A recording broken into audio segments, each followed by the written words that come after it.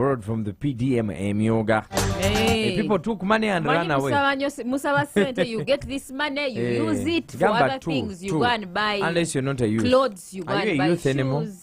Yeah, I'm still a youth. So Gamba tu saba nnyo sente. No, I've not yet benefited from any. I've not benefited from a Myoga. I've not benefited from PDM. But there are many poor who have benefited. Because PDM is for parish level. It's actually the really poor youth.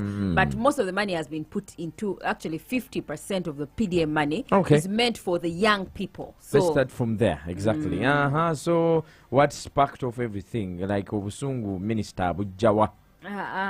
She's actually not angry, but she was just giving advice, general advice. She was speaking yesterday in Parliament ahead of the youth business forum. It's happening next month in Kololo. So she was advising youths that, you know what, we have government programs like the PDM, Myoga. You know, PDM is supposed to attribute 50% of youths who are actually in a bad state. You can go perform yourself into a circle, get your 500 to 1 million and do something. And she also said for the informal sector there is a Myoga. But she's saying that as you get this money, please ensure you pay it back so that it's a chain that other youths can benefit from it. Don't delay with the money. So the farthest we've gone is to the parish level. As you do know that the parish development model, where we've invested over 1.5 trillion, is meant to target those young people who are in agriculture, and the money that we give is as low as 500,000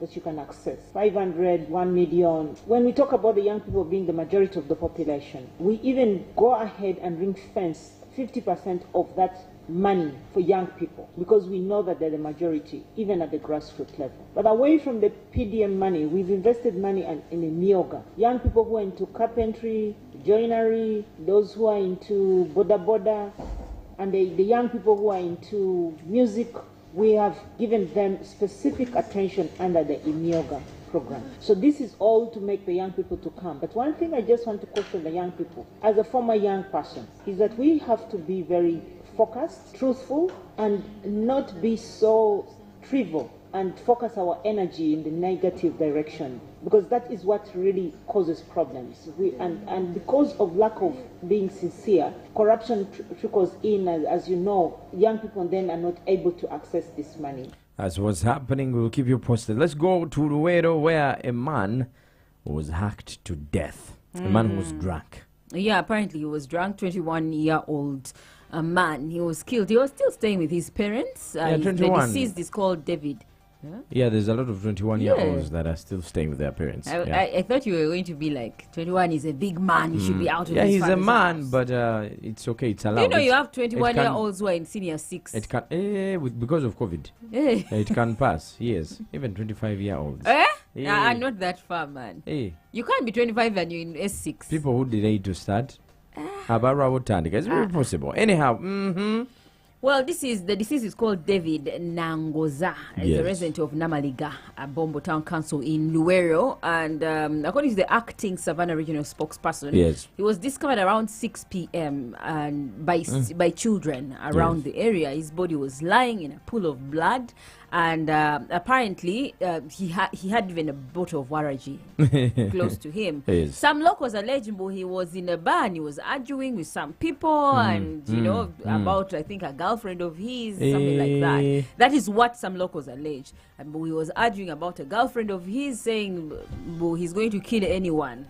Can you imagine? We know who tries to grab his girlfriend from him. So when children that were going to school discovered his body lying in the middle of the road in a pool of blood, and his body had cut fresh wound on the head, left hand was broken, bruises on the back. The bottle of warage was found near the deceased body. One of the children informed the mother of the deceased, who also informed the chairman LC1. And where is the girlfriend? We don't know. We tell you money. The rest at which she's going to move on very quickly. You having a girlfriend and you think she's your wife. You get it. Some guys get it all wrong. Even if she's your wife. Even if she's your wife, just your girlfriend. No, at least a wife you have some sort of confidence with which you speak about. Some sort of. Because that's your wife, you know, there's some commitment, some level of commitment that you guys have. Hey, girlfriend. Then you think girlfriend is your wife and you're acting as if she's one. She's just a girlfriend. She's allowed to see like even 5 different guys alongside you. Are you dating someone? Yes. Hey, why not? But it's fire. It's about in the your house. level of commitment. If I am committed to you to a certain level, there are some of fiancé level, or wife level.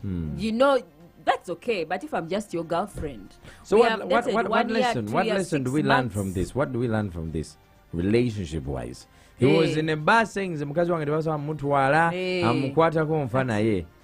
woke up dead in a swamp with a bottle of water. We woke up dead. Yeah. Okay, he was murdered. He was murdered, yeah. I mean, when you die, you wake up dead. Because we assume your soul leaves you and looks at your body and like, I've gone. I've left Gundi. Yeah, now exactly. she's going to spread and everywhere you might find by the time the guy was being knocked dead. Yeah. The other one was being knocked somewhere else. You know what I'm saying. Hey. 9, it's actually 10 after 11 in the morning. Good morning, and here's the last story that we do have for you today. And this is activists want government to regulate school fees. Yeah. School fees is school fees. People are stressed. Instead of people going home, you find them going away in the forest. Hello. You find someone let's say they stone Gaba Road. You find them going to Chisasi and they're like, they are lost. They don't even know how they reached that side. So what's the solution? What's happening?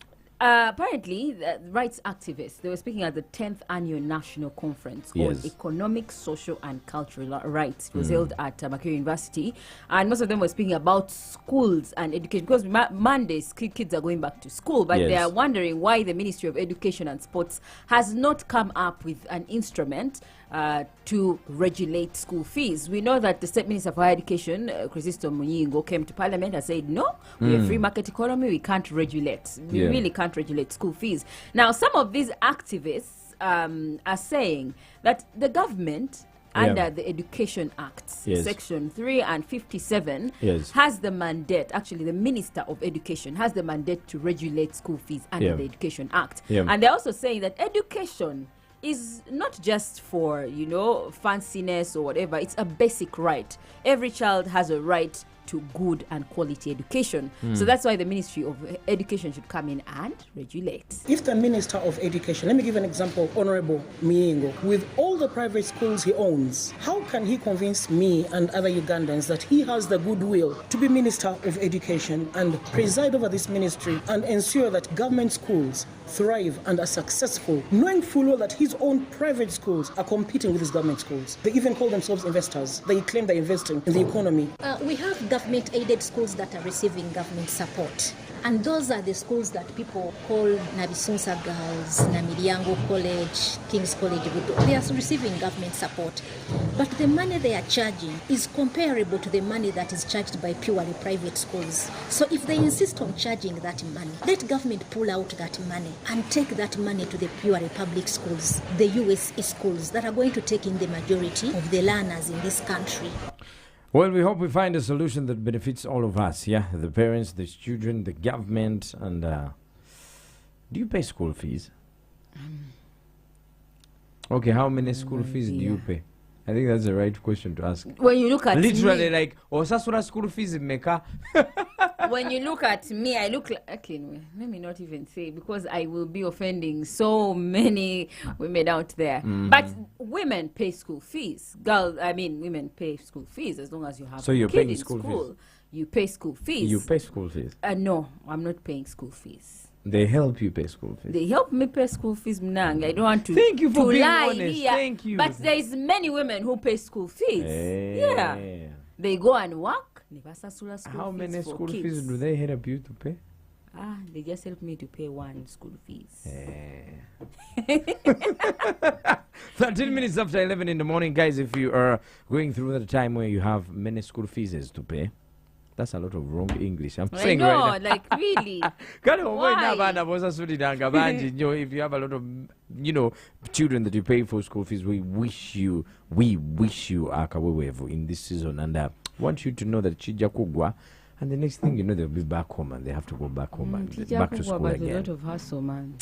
It is what it is. It's a Friday, let's dance. This is the mid-morning to Kone, 100.2 Galaxy FM. What does it?